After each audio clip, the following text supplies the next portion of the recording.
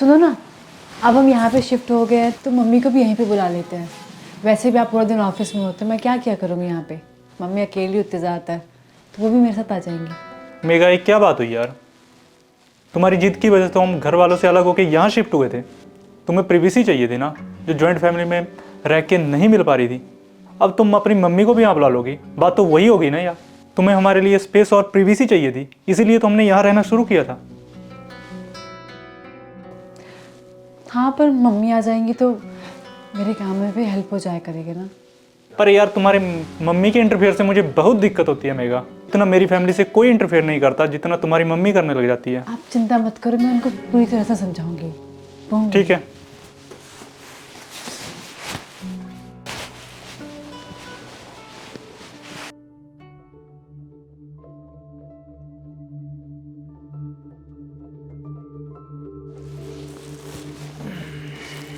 ये टीवी काफ़ी छोटा नहीं लग रहा? यहाँ का फर्नीचर देख के तो ऐसे लग रहा है जैसे तुम्हारे घर वालों ने तुम्हें यूं ही निपटा दिया। आप ऐसा क्यों बोल रहे हो मम्मी जी? बुरा मत मानना ज्वाई जी, मैं तो फर्नीचर की क्वालिटी देख के बोल रही थी। आपकी बेटी अलग रहना चाहती थी, तो उस हिसाब से मम्मी पापा ने जितना देना था अपनी तरफ से काफ़ी दिया है। बेटा जी, आज चाहे उनके साथ रहो या अलग, हमारा हद तो उतना ही बनता है ना। मैं तो वैसे भी तुम दोनों के भले के लिए ही बोल रही हूँ।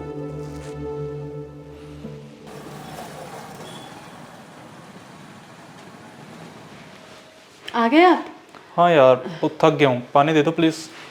किचन में से खुद ले लो ना। जमाई जी आज इतना लेट क्यों हो गए? अरे ऑफिस में काम हो जाता है कई बार। तुझे बताते नहीं है क्या? क्या? यही कि वो ऑफिस से इतना लेट क्यों आ रहे हैं? अरे मम्मी, कई बार हो जाता है ऐसा। पहले बताते थे, पर अब मुझे भी आदत हो गई कि कभी कभी हो जाते हैं लेट। बेटा, अपने पति पे कंट्रोल होना चाहिए, मर्दों का पता नहीं चलता। तू तो एकदम भोली सी है, तुझे तो जमाई जी के पल पल का हिसाब होना चाहिए। मम्मी वो बताते हैं, आप ज़्यादा ही सोचते हो, ऐसा कुछ नहीं है। तेरे भले के लिए बोल रही हूँ मैं तो बेटा। अच्छा ठीक है मम्मी, आज पूछूंगी उनसे।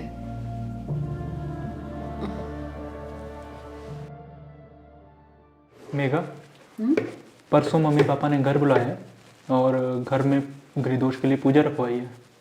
सो हम कल ऑफिस के बाद शाम को चल पड़ेंगे, टाइम से जाएंगे। पूजा के लिए जो भी इंतजाम रहेगा उसमें भी हम हेल्प कर देंगे। ठीक है। बुरा मत मानना बेटा, पर मुझे तुम्हारे घर में ये इतनी ज़्यादा पूजा कुछ समझ में नहीं आती। ये पंडित लोग पता नहीं कि टेक्निक पूजा करवाते रहते हैं। इससे अच्छा तो हमारे धर्म में है, वाहेगुरु जी की इच्छा कहाँ है, जैसे तुम्हारी इच्छा हो वैसे करो, कोई बंधन नहीं है, कोई कुछ नहीं है। मम्मी जी, हमारे धर्म के बारे में ऐसी कोई बात मत कीजिए। मैं आपके धर्म की भी उतनी रिस्पेक्ट करता हूँ जितनी मैं अपने धर्म की करता हूँ, और इस चीज़ की उम्मीद मैं आपसे भी करता हूँ।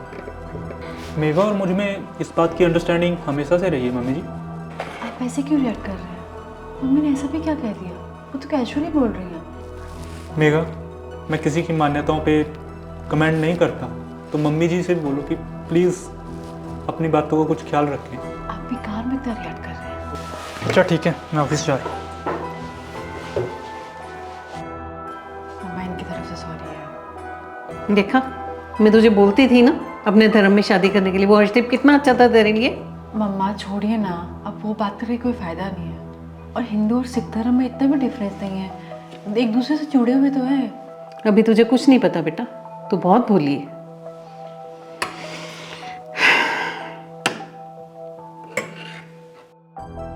कोई नहीं मम्मी, मुझे गाइड करने के लिए आपको लेके आई हूँ ना। चलो खाना खा लो।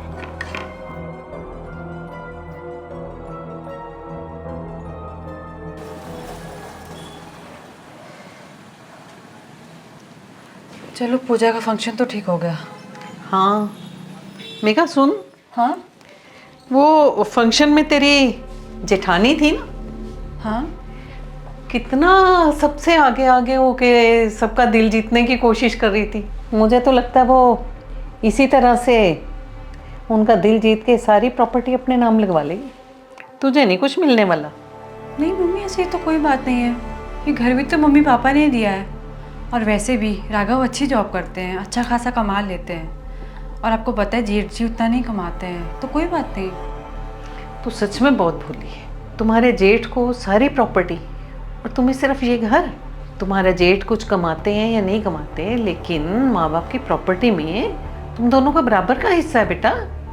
बेटा मेरी सलाह मान और जवाई जी से टाइम रहते बात कर ले, नहीं तो सारी प्रॉपर्टी तेरे जेठ जी ले जाएंगे और तुम सिर्फ इसी घर से गुजारा करते रहना। आप ठीक बोल रहे हो मम्मी, मैं आज ही राघव से बात करती हूँ। ठीक।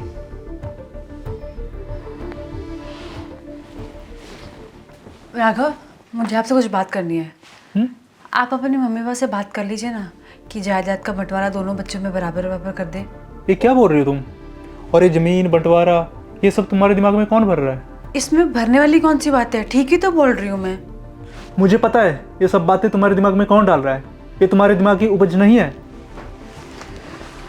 सुनिए मम्मी जी, ये क्या सिखा रहे हो आप अपनी बेटी को? क्या हुआ? मुझे कह रही है कि आप अपने पापा से प्रॉपर्टी में हिस्सा मांगो। तो सही तो बोल रही है। तुम्हारे पेरेंट्स का कोई एक ही बेटा थोड़ी है, और तुम्हारा भी प्रॉपर्टी में बराबर का हक है।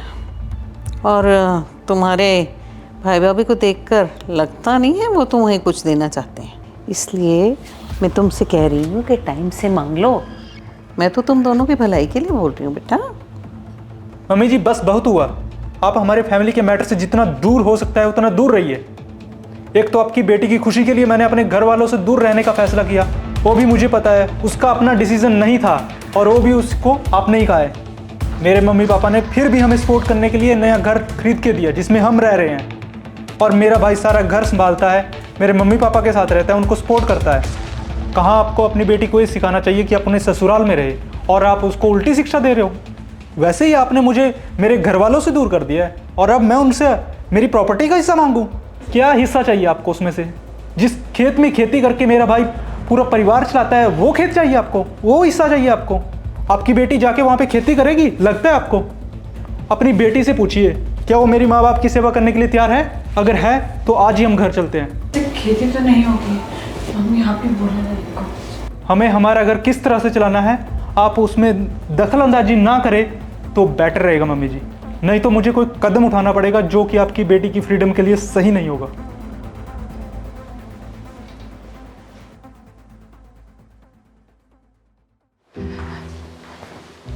मम्मी आप प्लीज़ घर चले जाओ।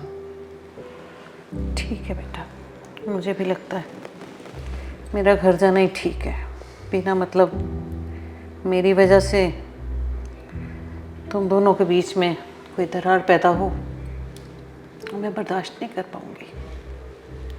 ठीक है बेटा, मैं चलती हूँ, पैकिंग करती हूँ।